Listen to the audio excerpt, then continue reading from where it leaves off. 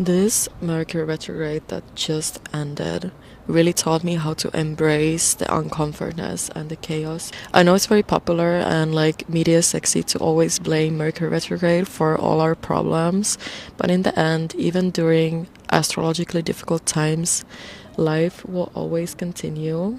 And we need to learn how to live with these energies and how to transmute these energies into our favor. When the past comes back, that's not always a bad thing.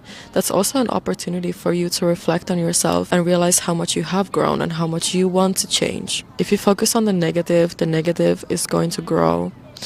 And to be able to look at your past and realize that you chose differently is such a beautiful thing, right?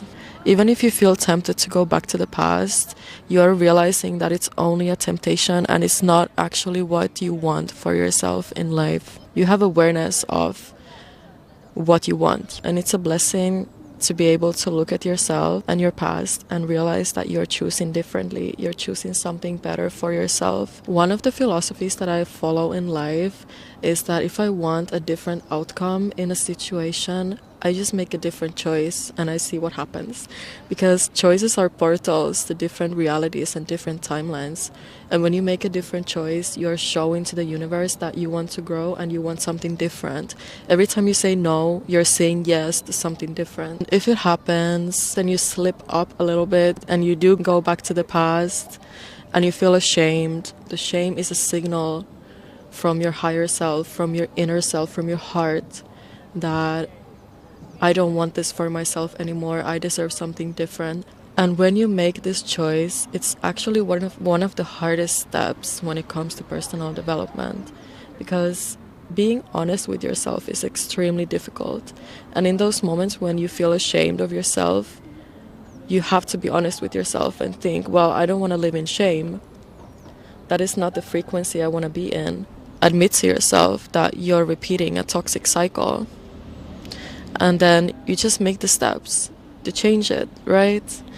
And all it takes is strength and dedication to have this new timeline for yourself. You should be proud of yourself if you want to change, if you want something different for yourself, because most people will always just live in this energy of, this is just the way that I am, this is just who I am, this is who I've always been. And they never even make an effort to change or grow as people.